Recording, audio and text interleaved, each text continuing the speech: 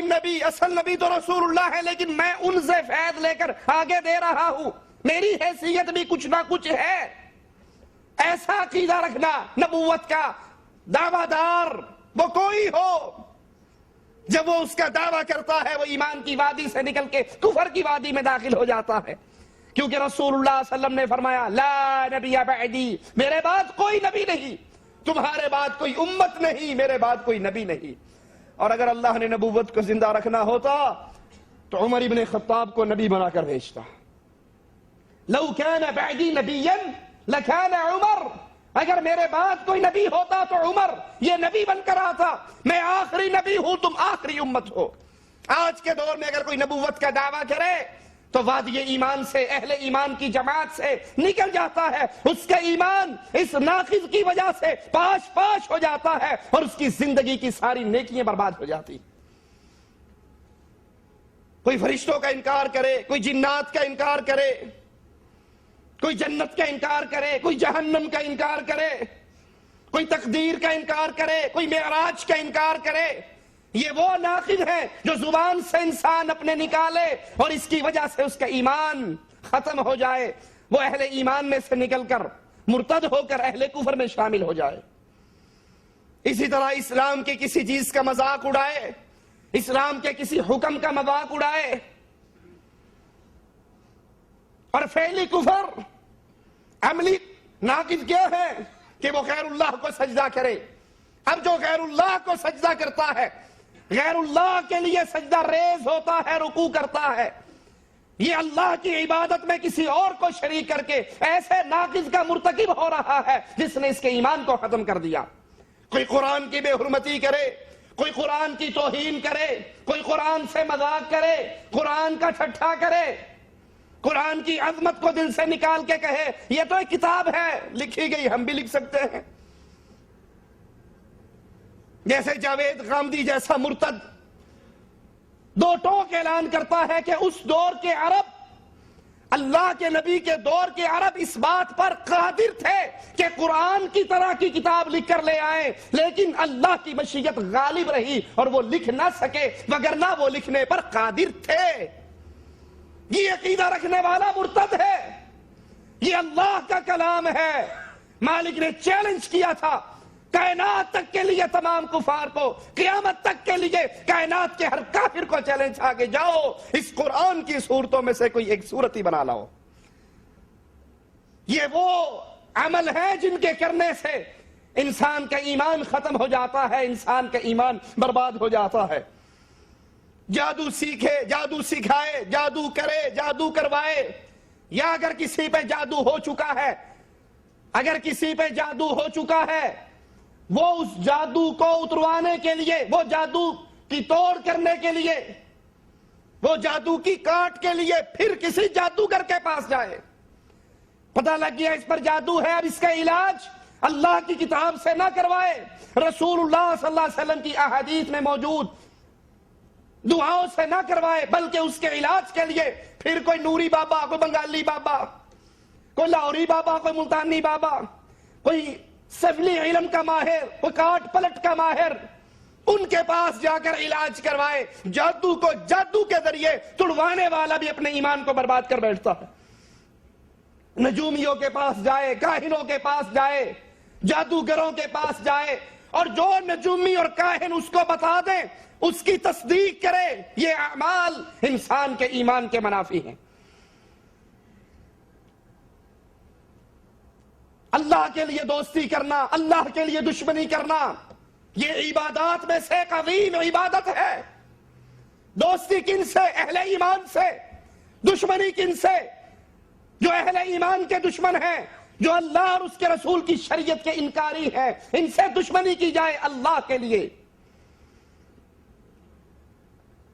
اور جو یہ کام کر لے اس کا ایمان پورا ہو جاتا ہے۔ جو اللہ کے لیے دوستی کرے اور اللہ کے لیے دشمنی کرے اس کا ایمان پورا ہو جاتا ہے۔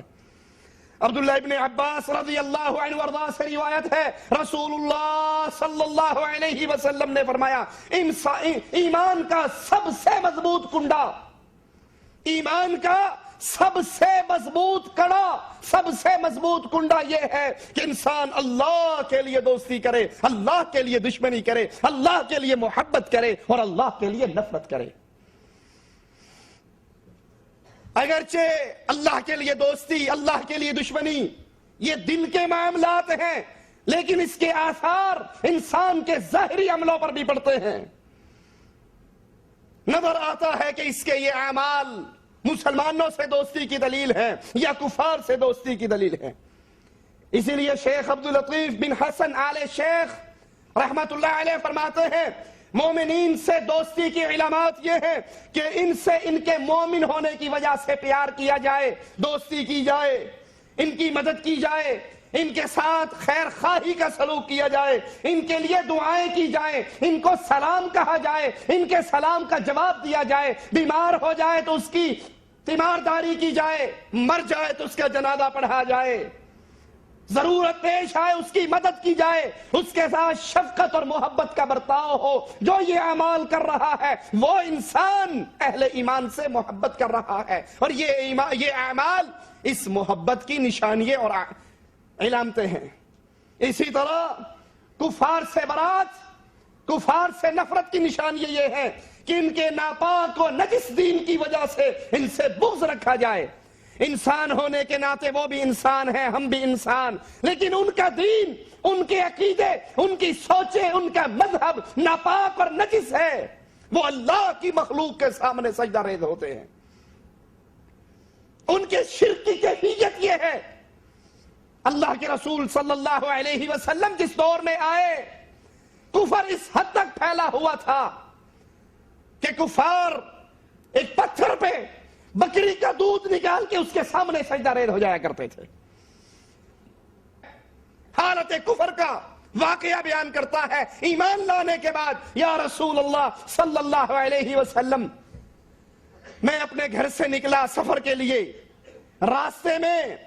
مدد مانگنے کے لیے کسی بت کو، کسی حضرت کو، کسی شیخ و مرشد کو، کسی حاجی صاحب کو اٹھا کر ساتھ لے جانا بھول گیا۔ اپنے مشکل کشا، حاجت روا، مددگار کو خود ساتھ اٹھا کر لے جانا بھول گیا۔ اب جب رات ہوئی، پڑاؤ ڈالا، سارا سامان کھولا، سارا کچھ تھا، کاما والی سرکار نہیں تھی، سارا کچھ تھا، پیر صاحب نہیں تھے، بابا جی نہیں تھے کہ میں سو جاتا اور وہ رات کو پہرا دیتا بھی کوئی شے نیڑے نہ لگے، اور وہ اتنا مجبور کہ میں خود اس کو اٹھا کر لانا بھول گیا۔ کہا اللہ کے نبی پھر میں نے کیا کیا؟ میرے پاس ستو تھا، اب عادت سے بھی انسان مجبور ہو نا تو کوئی نہ کوئی تو ہیلا کرنا ہی پہنتا، پھر عادت سے مجبور تھے بیچارے۔ کہا میرے پاس ستو تھا، میں نے ستو میں پانی ڈالا، ستو گھولا، اور پھر اس سے میں نے ایک چھوٹا سا غریب نواز تیار کر لیا، اس کے کان، ناک، منہ، ہاتھ، پاؤں سب کچھ بنا کے سجا کے رکھ کے اوپر ساوی چادر دے کے میں کہا بابا جی ویکھ لا میں تیرے تے کنی محنت کیتی، ہن اگے سارا کام تیرا ہے،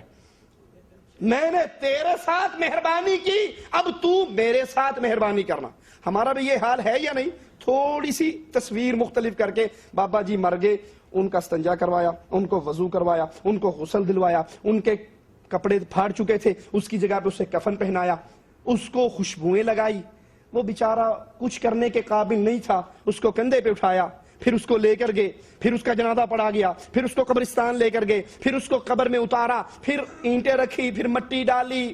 سارا کچھ کر کے نا اب اس کو اپنے قدموں کے نیچے دبا کے اوپر چڑھ کے کہنے ہن تک اسی تیرا خیال کیتا، ہن اگے تیرا کام ہے، ساڈی ایتھے بریک ہے۔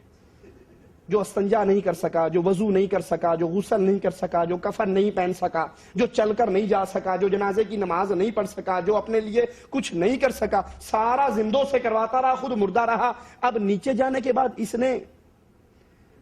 نے غوث اعظم کی وزارت کا ٹھیکہ لے لیا، اب نیچے جا کے سب کچھ کہا ہم نے بھی ایسا کیا، بنا کے رکھ لیا، ساری رات میں سوتا رہا، بابا جی پہرا دیتے رہے، صبح ہوئی میں نے اس کو پھر تھیلے میں ڈال لیا کہ رات نے چنگی کٹائی ہے، اگے بھی جتھے لوٹ پئی ورت لانگا، چل پڑے۔ اب جا رہے ہیں، دوپہر ہوئی، اللہ کے نبی مجھے بھوک لگی، سوچا کھاؤں کیا، بھوک لگی تو سوچا کھاؤں کیا، جو کچھ کھانا تھا اس کا تو غریب نواز بن گیا,